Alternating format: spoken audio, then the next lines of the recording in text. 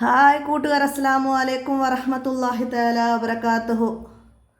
English medium school മദ്രസയുടേതും boarding മദ്രസയുടെയും കീഴിലുള്ള 3ാം ക്ലാസ്സിലെ മസായിലുൽ ഫിഖ് half yearly എക്സാമിൻ്റെ മോഡൽ ചോദ്യ പേപ്പറുമായിട്ടാണ് ഞാൻ വന്നിരിക്കുന്നത്. നമുക്ക് ചോദ്യത്തിലേക്ക് കടക്കാം. ബിസ്മില്ലാഹിർ റഹ്മാനിർ റഹീം. അപ്പോൾ ആദ്യം കോളത്തിൽ ശരി അടയാളപ്പെടുത്താനാണ്. അപ്പോൾ ആദ്യം വന്നത് എന്താണ്? ഉളൂ ഇല്ലാതെ ഖുർആൻ തൊടലും എടുക്കലും എന്താണ്? കുറ്റകരമാണ്.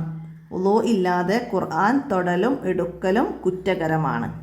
അടുത്തതാ, ഉളൂയിൻ്റെ ഫർളുകളിൽ പെട്ടതാണ്.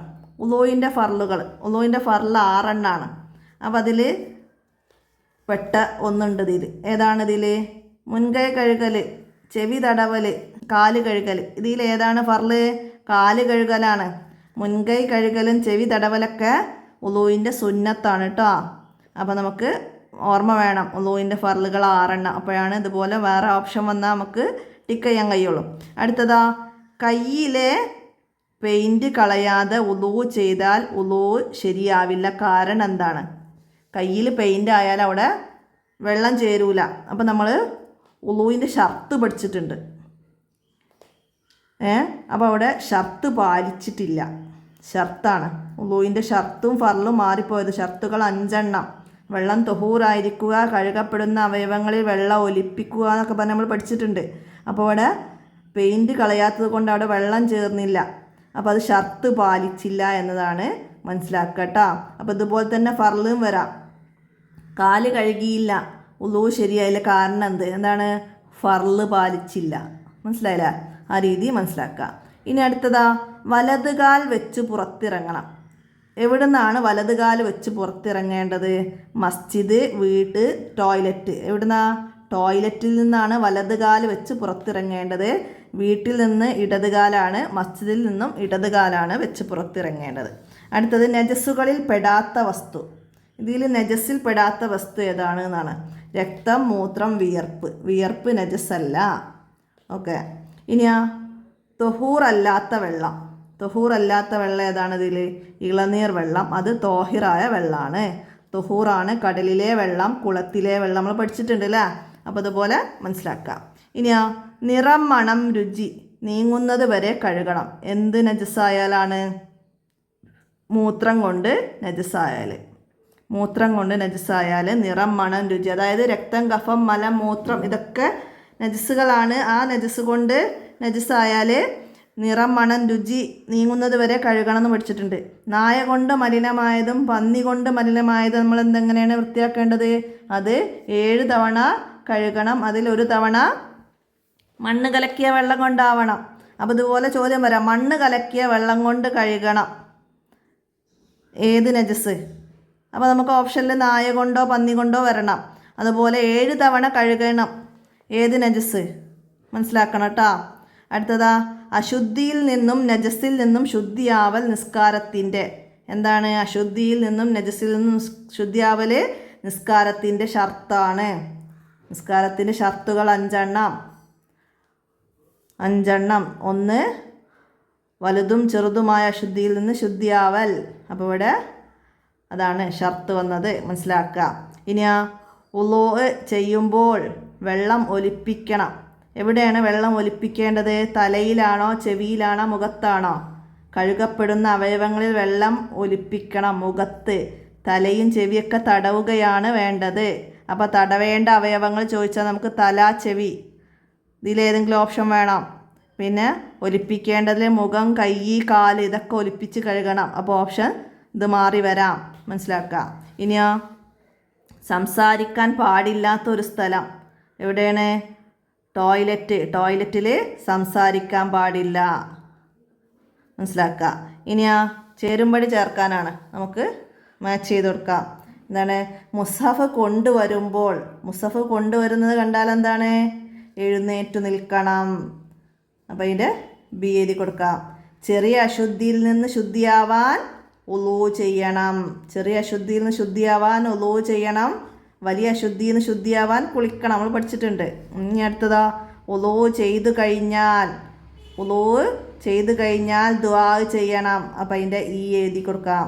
വലിയ അശുദ്ധിയിൽ നിന്ന് ശുദ്ധിയാവാൻ കുളിക്കണം. അപ്പം അതിൻ്റെ എ. നായ കൊണ്ട് മലിനമായാൽ 7 തവണ കഴുകണം. സി. അടുത്തതിന് പൂരിപ്പിക്കാനാണ്. ഖബർ ശിക്ഷയിൽ അധികവും ഡാഷ് ശരിയാവാത്തത് കാരണമാണ്. എന്തായിരുന്നു? മൂത്രശുദ്ധീകരണം. ഖബർ ശിക്ഷയിൽ അധികവും മൂത്രശുദ്ധീകരണം ശരിയാവാത്തത് കാരണമാണ്. മനസ്സിലാക്കിയത്. അടുത്തതാ, തിന്നാൻ പറ്റാത്ത ജീവിയുടെ പാല് എന്താണ്? നജസാണ്. തിന്നാൻ പറ്റാത്ത ജീവിയുടെ പാല് നജസാണ്. വകതിരിവില്ലാത്ത കുട്ടികളുടെ കയ്യിൽ മുസ്ഹഫ് കൊടുക്കരുത്. അൽഹംദുലില്ലാഹില്ലദീ ജഅലൽ മാഅ തുഹൂറാ. ഉളൂ ചെയ്യുമ്പോഴുള്ള ദിക്ർ അൽഹംദുലില്ലാഹില്ലദീ ജഅലൽ മാഅ തുഹൂറാ. അപ്പം അത് എഴുതാം. അടുത്തതാ, അത്തഹൂറു ഷത്രുൽ ഈമാൻ. എന്താണ്? അത്തഹൂറു ഷത്രുൽ ഈമാൻ. ശുചിത്വം ഈമാനിൻ്റെ പകുതിയാണ്. ഇനി ഒറ്റവാക്കിൽ ഉത്തരം എഴുതണം. ഏത് കൈ കൊണ്ടാണ് ശൗചം ചെയ്യേണ്ടത്? ഇടത് കൈ കൊണ്ട്. പാല് നജസായ ഒരു ജീവിയുടെ പേര്.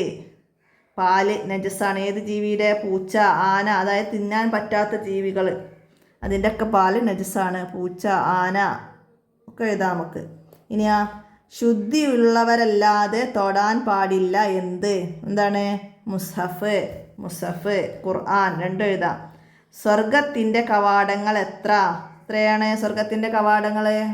8 കവാടങ്ങളാണ് സ്വർഗത്തിന്. ഉളൂവിൻ്റെ ശേഷമുള്ള ദുആ ചെയ്യുന്നവർക്ക് സ്വർഗത്തിൻ്റെ 8 കവാടങ്ങളിൽ ഇഷ്ടമുള്ളതിലൂടെ പ്രവേശിക്കാമെന്ന് നബി സല്ലല്ലാഹു അലൈഹി വസല്ലം പറഞ്ഞിട്ടുണ്ട്. അപ്പോൾ സ്വർഗത്തിൻ്റെ കവാടങ്ങൾ 8. ഇനിയോ, ഉളൂഇൻ്റെ ഒന്നാമത്തെ ഫർള് നീയത്താണ്. ഉളൂഇൻ്റെ ഫർളുകൾ ഓർഡറിൽ പഠിച്ചാലാണ് ഇങ്ങനെ എഴുതാൻ കഴിയുള്ളൂ. 1 നീയത്ത്, 2 മുഖം കഴുകൽ, 2 കൈയും മുട്ടുൾപ്പെടെ കഴുകൽ, തലയിൽ നിന്ന് അല്പം, 2 കാല് ഞെരിയാണി ഉൾപ്പെടെ, 6ാമത്തത് തർത്തീബ്. മനസ്സിലാക്കി പഠിക്കുക. ഇനി അടുത്തത് എന്താണ്? ഒറ്റവാചകത്തിൽ ഉത്തരം എഴുതാനാണ്. ഉളൂ ചെയ്യാൻ നിസ്കാരത്തിൻ്റെ സമയമാവണം ആർക്ക്? ഉളൂഇൻ്റെ ഷർത്തുകളിൽ പറഞ്ഞിരുന്നു. എന്താണ്? മൂത്രസ്രാവം പോലുള്ള അസുഖമുള്ളവർക്ക്, നിലക്കാത്ത മൂത്രസ്രാവം പോലുള്ള രോഗമുള്ളവർക്ക് നിസ്കാരത്തിൻ്റെ സമയമാവണം. അപ്പം അത് മനസ്സിലാക്കണം. 5ാമത്തെ ഷർത്ത് നമ്മൾ പഠിച്ചിരുന്നു. അടുത്തത്, ഒരാൾ പൂർണ്ണമായി ഉളൂ ചെയ്താൽ ലഭിക്കുന്ന നേട്ടം എന്താണ്? ഒരാൾ പൂർണ്ണമായി ഉളൂ ചെയ്താൽ അവൻ്റെ പാപങ്ങളെല്ലാം പൊറുക്കപ്പെടും. അദ്ദേഹത്തിൻ്റെ പാപങ്ങളെല്ലാം പൊറുക്കപ്പെടും. ശൗചം ചെയ്ത ശേഷം എന്ത് ചൊല്ലണം? എന്താണ് ശൗചം ചെയ്ത ശേഷം ചൊല്ലേണ്ടത്? ബാത്റൂമിലേക്ക് കയറുമ്പോൾ ചൊല്ലുന്നതും ബാത്റൂമിൽ നിന്ന് പുറത്തേക്ക് ഇറങ്ങുമ്പോൾ ചൊല്ലുമ്പോൾ ഒക്കെ നമ്മൾ പഠിച്ചിട്ടുണ്ട്. അപ്പോൾ അതുപോലെ തന്നെ ശൗചം ചെയ്തതിന് ശേഷം അല്ലാഹുമ്മ തഹിർ കൽബി മിനൽ നിഫാഖി വഹസിൻ ഫർജി മിനൽ ഫവാഹിഷി എന്ന് ചൊല്ലണം എന്ന് പറഞ്ഞിട്ടുണ്ട്. അപ്പോൾ അതാണ് ശൗചം ചെയ്തതിന് ശേഷം ചൊല്ലേണ്ടത്. ഇതുപോലെ ബാത്റൂമിലേക്ക് കയറുമ്പോഴുള്ളത്, പുറത്തേക്ക് ഇറങ്ങുമ്പോഴുള്ളതൊക്കെ ചോദിച്ചാൽ നമുക്ക് എഴുതാൻ കഴിയണം. അടുത്തതാ, മുസഫ് വെക്കാൻ പാടില്ല. എവിടെയൊക്കെയാണ് മുസഫ് വെക്കാൻ പാടില്ലാത്തത്? അത് നിലത്തോ വൃത്തിയില്ലാത്ത സ്ഥലത്തോ വെക്കാൻ പാടില്ല. ഖുർആൻ നിലത്തോ വൃത്തിയില്ലാത്ത സ്ഥലത്തോ വെക്കാൻ പാടില്ല. നമ്മൾ 5ാമത്തെ പാഠത്ത് ഖുർആനെ കുറിച്ചിട്ടുള്ള ചാപ്റ്റർ പഠിച്ചിരുന്നു, അതിൽ പറയുന്നുണ്ട്. അടുത്തതാ, ഉളൂഇന് ശേഷം ദുആ ചെയ്താൽ ലഭിക്കുന്ന നേട്ടം നമ്മൾ നേരത്തെ പറഞ്ഞു. എന്താണ്? സ്വർഗത്തിൻ്റെ 8 കവാടങ്ങളിൽ ഇഷ്ടമുള്ളതിലൂടെ പ്രവേശിക്കാമെന്ന് നബി സല്ലല്ലാഹു അലൈഹി വസല്ലമ പറഞ്ഞിട്ടുണ്ട്. അടുത്തെന്താണ്? ഉളൂഇൽ മുഖം കഴുകാൻ തുടങ്ങുമ്പോൾ നീയത്ത് ചെയ്യണം. എന്ത് നീയത്താണ് ഉളൂഇൽ ചെയ്യേണ്ടത്? മുഖം കഴുകാൻ തുടങ്ങുമ്പോൾ നിസ്കാരത്തെ ഹലാലാക്കുവാൻ ഉളൂ എന്ന ഫർളിനെ ഞാൻ വീട്ടുന്നു എന്ന് കരുതലാണ് നീയത്ത്. അപ്പോൾ ഉളൂഇൻ്റെ നീയത്ത് മുഖം കഴുകാൻ തുടങ്ങുമ്പോഴാണ് ചൊല്ലേണ്ടത്. അപ്പോൾ ആ നീയത്ത് പഠിക്കുക. എപ്പോഴാണ് ചൊല്ലേണ്ടതെന്ന് വെച്ചാൽ മുഖം കഴുകാൻ തുടങ്ങുമ്പോഴാണ് ഒക്കെ മനസ്സിലാക്കുക. ഇനിയാ ഉളൂഇൻ്റെ ഷർത്തുകളിൽ 3ാമത്തേത്. ഉളൂഇൻ്റെ ഷർത്തുകളും ഫർളുകളും ഓർഡറിൽ പഠിക്കുക. ഷർത്തുകൾ 5, ഫർളുകൾ 6. ഷർത്തുകളിൽ 3ാമത്തേത്, വെള്ളത്തിന് ഗുണവ്യത്യാസം വരുത്തുന്ന സോപ്പ് പോലുള്ളത് അവയവങ്ങളിൽ ഇല്ലാതിരിക്കുക. അടുത്തതാ, ശുദ്ധിയുള്ളവരെ ആരൊക്കെ ഇഷ്ടപ്പെടും? ആരൊക്കെയാണ് ശുദ്ധിയുള്ളവരെ ഇഷ്ടപ്പെടുക? ശുദ്ധിയുള്ളവരെ അള്ളാഹു ഇഷ്ടപ്പെടും, അവൻ്റെ റസൂലും മലക്കുകളും ഇഷ്ടപ്പെടും. അള്ളാഹു ഇഷ്ടപ്പെടും, അവൻ്റെ റസൂലും മലക്കുകളും ഇഷ്ടപ്പെടും. അപ്പോൾ ഇത്രയാണ് ഈ ചോദ്യപേപ്പറിൽ വന്ന ചോദ്യങ്ങൾ. അപ്പം നമ്മൾ ഓരോ പാഠഭാഗത്തിൻ്റെയും കൂടെ ആ പാഠത്തു നിന്ന് വരുന്ന ചോദ്യങ്ങളും ഉത്തരങ്ങളൊക്കെ പറയുന്ന വീഡിയോസ് ഉണ്ട്. അപ്പോൾ അതൊക്കെ നിങ്ങൾ ഉപകാരപ്പെടുത്തി കാണുക, മറ്റുള്ളവർക്കൊക്കെ ഷെയർ ചെയ്ത് കൊടുക്കുക. അപ്പോൾ ഇന്നത്തെ ഈ വീഡിയോയുടെ അവസാനിപ്പിക്കുകയാണ്. അസ്സലാമു അലൈക്കും വറഹ്മത്തുള്ളാഹി വബറകാതുഹു.